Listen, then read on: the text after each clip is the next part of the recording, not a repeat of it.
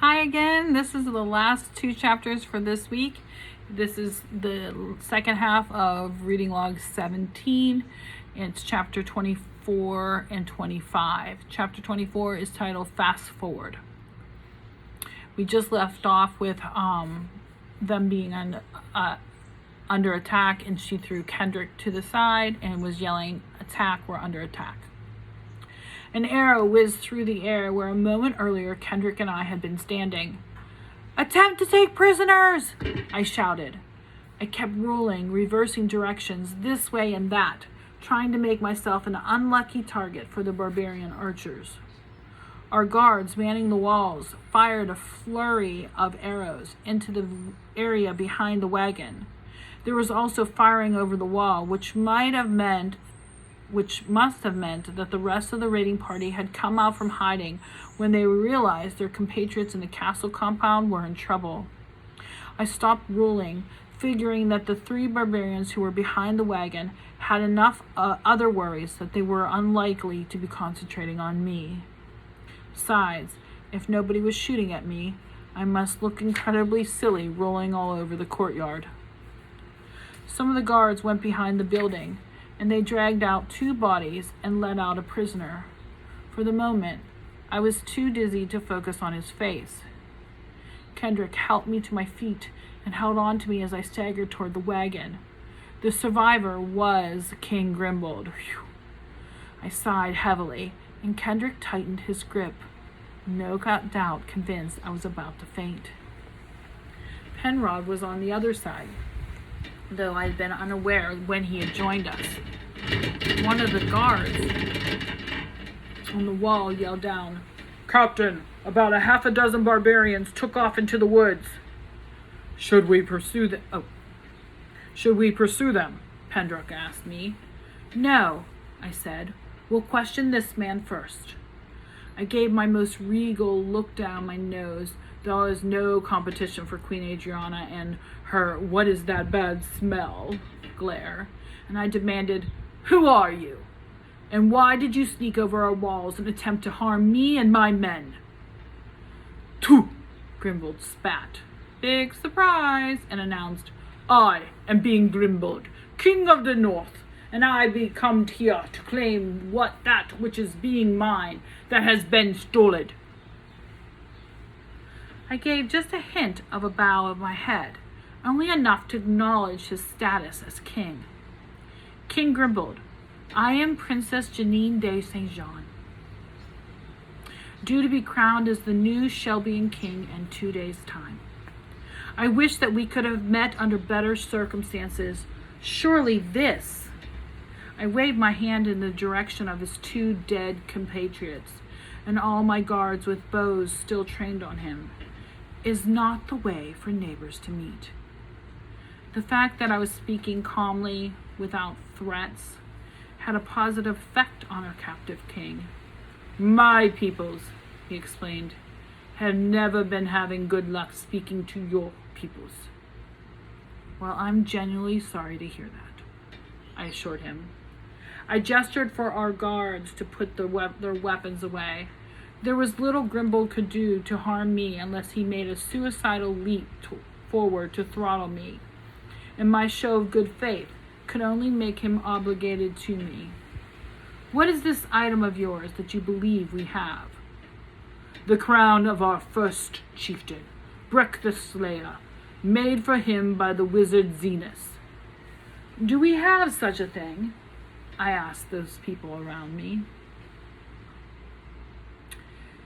"Yes," Kendrick admitted. "We stole it?" I tried to sound as appalled as though I were only hearing it for the first time. "Not exactly." I think," I said in my best Solomon voice, "we need to settle this immediately.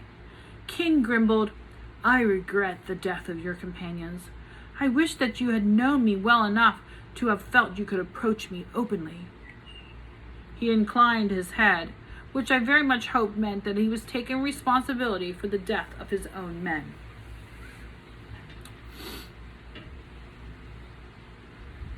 "Meanwhile," I said, "let's discuss this matter indoors. Shouldn't it be almost time to eat?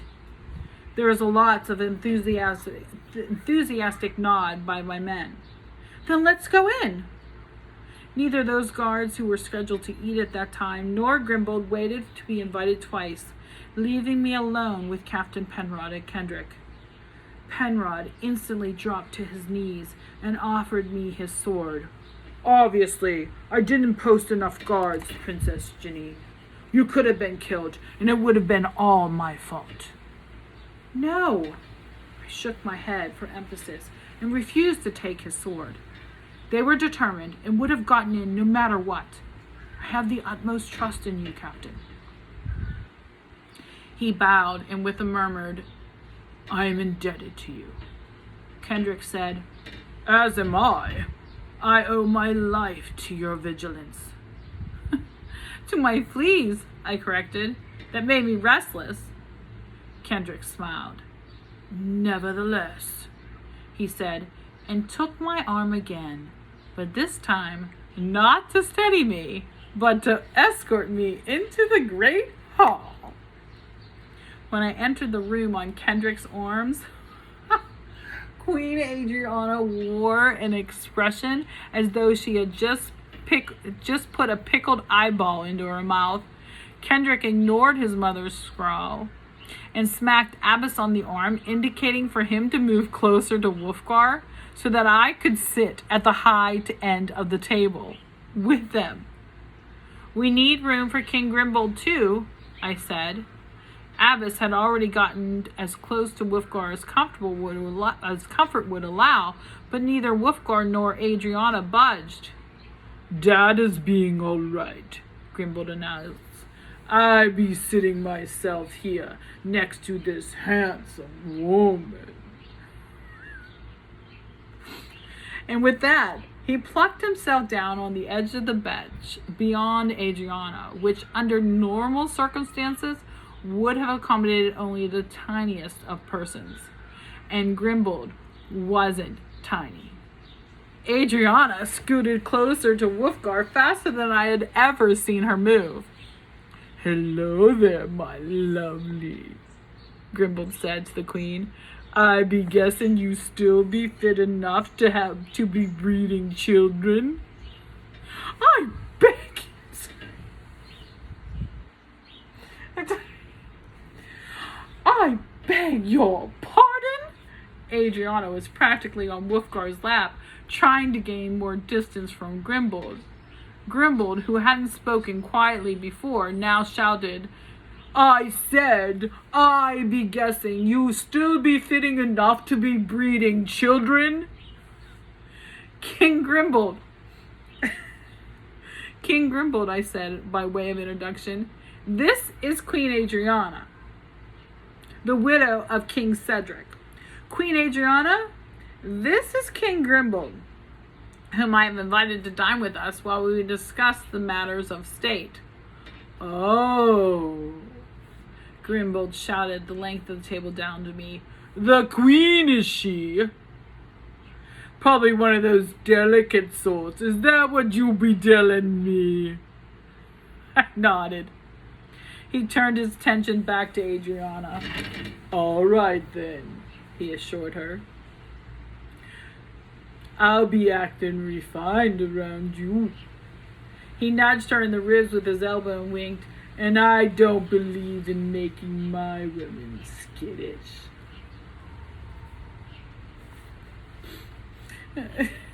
For just this once, things only got better.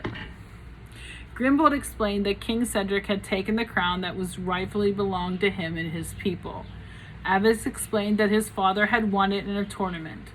Grimbold and Abbas debated the finer points of tournament rules till the rest of us were just about face down asleep in our bowls of leek soup before Abbas finally conceded that perhaps his father had been overly lenient in his interpretation of what was and was not allowed. Queen Adriana protested, He won it fairly. Grimbold said, I be liking a woman who defends her man. Next, I asked where the crown was likely to be. Of course, nobody knew. and we invited Sir Deming and Sister Mary Ursula to join us. Grimbold moved in even closer to Adriana and said that to Sister Mary Ursula, "Come over here and sit next to me, you sweet young thing," though she had to be 30 years older than he was. Sister Mary Ursula giggled like a sixth grader. Once again, Deming remembered that King Cedric had given the crown to the dragon, and once again he speculated that one of the magic users might know how to find the dragon. I gave orders for the magic users to be sent for, despite Sister Mary Ursula's warning that magic was nasty. Grimbold assured her that he would protect her from any of the magic's nastiness. She giggled some more. Grimbold said that he would send word to his people that I was working on reclaiming the crown and that they should postpone attacking the castle. "Give me 3 days," I told him, knowing I only had 2 days at the most before the game would end, with or without my having recovered the crown. "1," Grimbold said, a hard bargainer, despite the fact he had just eaten close to the entire roast pig at my table. "2," I countered. "2." He spat on the floor and slapped his palm on the table, which seemed to mean that we had an agreement. Queen Adriana left the table before the pastries were served, murmuring something about having to watch her figure, despite Grimbold's assurance that he liked his women substantial enough to grab hold of. In fact, we all left the table before Grimbold had finished eating. I had decided it was safest if I accompanied Rawdon and the guards on the expedition to Fairfield, just in case of complications. I hoped that with Rawdon leading us through the catacombs directly to where it had been hidden the gold, where he had hidden the gold, I might avoid picking up any ghosts. But just in case, I decided I'd better take a quick bath now and choose whatever clothes to wear. Who knew when the next time would be I could do so without witnesses? I told Sir Deming I had chosen him to be in charge of the treasury, what was left of it, plus what we recovered, and that had made him almost pleasant. What he said was, "Get a decision." "Can you suggest someone I might borrow clothes from?" I asked, sending mental vibrations his way that said, "Not Lady Bliss, not Lady Bliss." Deming looked at me appraisingly, and I was sure he was about to make a disparaging remark.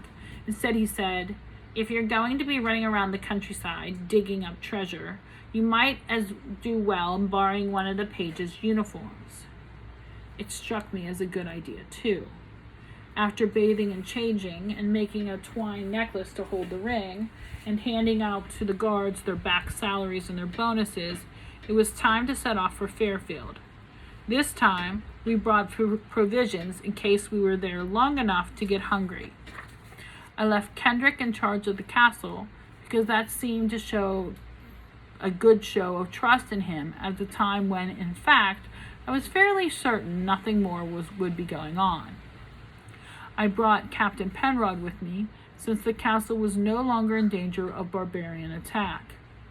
Rawdon didn't cause any trouble on the way, being so relieved not to have received a death sentence that he kept trying to kiss my hand. Who would have guessed that such a thing would become excessive? In the catacombs, I still caught glimpses of things that weren't there and heard echoes of whispers that had never been spoken. I didn't have high hopes for not accumulating ghosts. It was much easier crawling through tunnels and exploring catacombs while wearing a page's tunic and breeches than it was wearing a red velvet gown made for a woman the kind Grimbold would definitely have found substantial. Rawdon led us to his hiding place. Despite all the trouble he caused, I even warned him about the doorway that looked rather punky and that it needed to be shored up so it wouldn't collapse. I stayed while the guards brought load after load of the gold to the waiting wagons. But if any ghosts had attached themselves to me, and if they were going to make sleep difficult, I knew I should probably get a head start home. Leaving Captain Penrod in charge of the escorting the convoy home, I made it back to the castle at about midnight.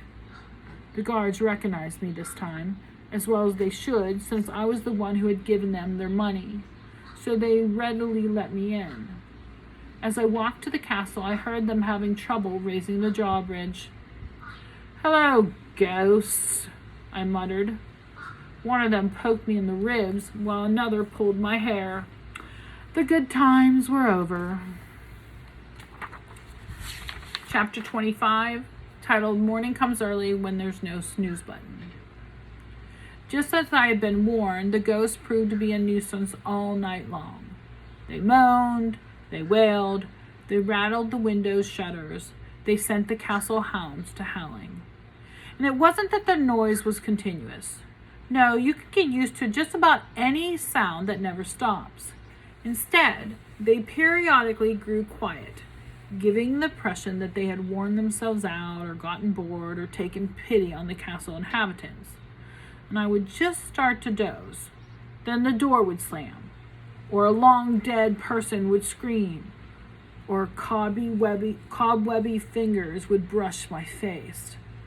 My brain knew that my body was lying on a total immersion couch at the Rasmussen Gaming Center, and that probably less than an hour had passed since I had gotten there on Saturday afternoon. But try telling that to this body I felt I was wearing, which was convinced it had been tossing and turning all night long. I gave up around dawn. A servant had left a bedpan and a pitcher of water to clean up with. I used both beneath the blanket and dressed under there too. Despite these precautions, though, I was pretty sure I heard some ghostly laughter. While I had been away at Fairfield, someone had left an elegant gown for today's use, but I once again chose the page's outfit. The way this game had shown a tendency to go, breeches and tunic were more a practical choice than a dress. I stuck my head out the door to see if anybody else was up yet, and in the hallway, bleary-eyed servants stumbled about their early morning tasks. And Sister Mary Ursula, wearing her fetching two-towel outfits, was just returning from her skinny dipping trip. "My soul is refreshed, and I am one with the world," she said. "Congratulations," I mumbled. "Do we go to the Great Hall for breakfast, or is it brought to our rooms?" "Whatever you decree, dear," Sister Mary Ursula said. "You are our next king." "In my room would be nice," I said, heading back to bed, too exhausted to check whether she or any of the servants had heard. Apparently the ghost had truly quit come sunrise. I woke at a slightly more reasonable hour when a sleep-deprived servant came in carrying breakfast. Buttered chocolate Pop-Tarts would have been nice, but I made do with fresh bread and honey.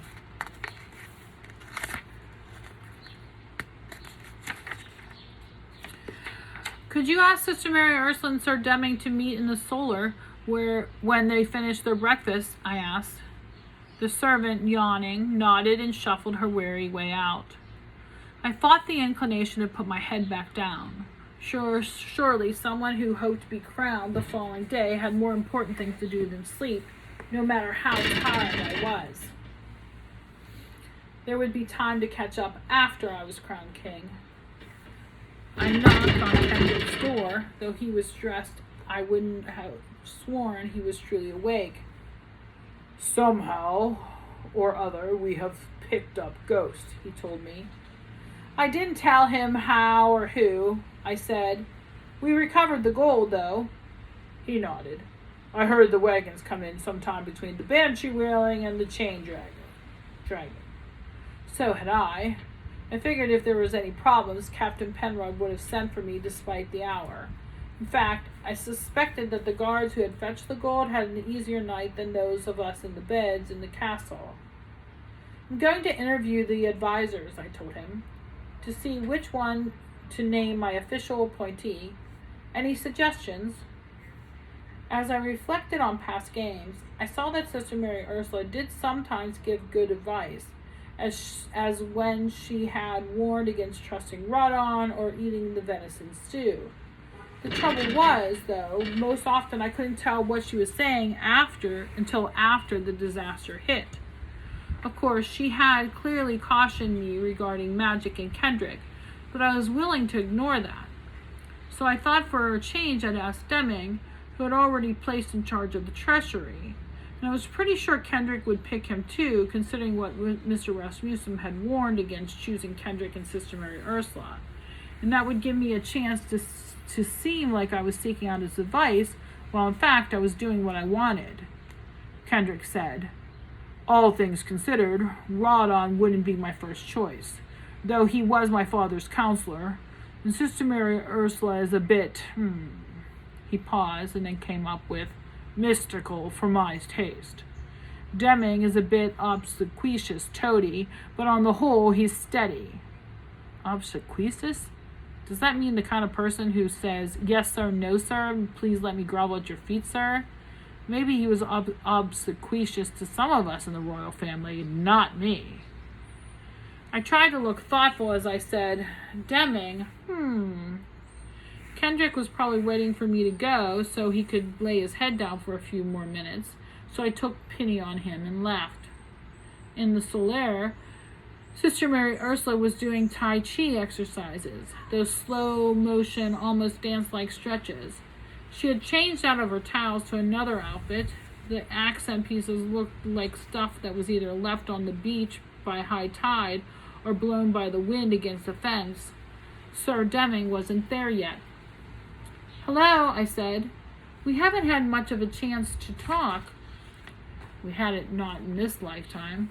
Of course, I had been actively avoiding her in this lifetime.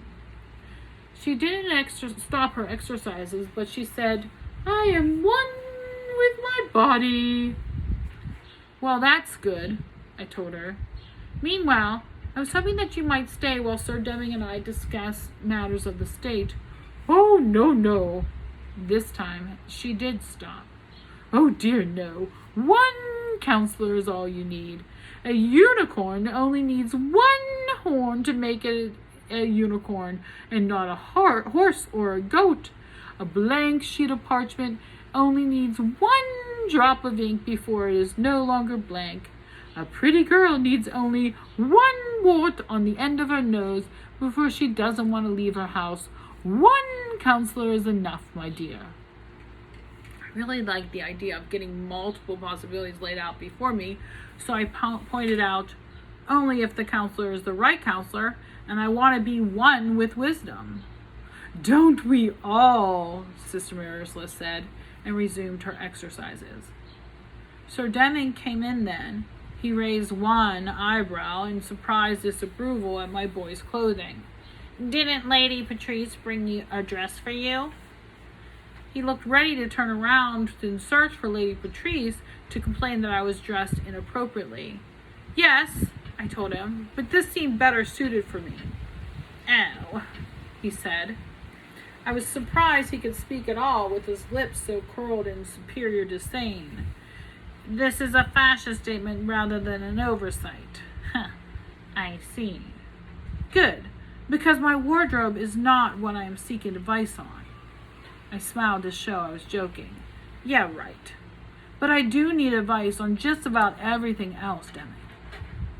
We discussed every detail I could think of concerning the running of my kingdom. We started with taxes, how much people were charged, how often they paid, what services will be provided in return for payment. Sister Mary Ursula, despite her contention that I didn't need advice, gave a loud when I didn't abolish the tax system. We discussed every single law in the books.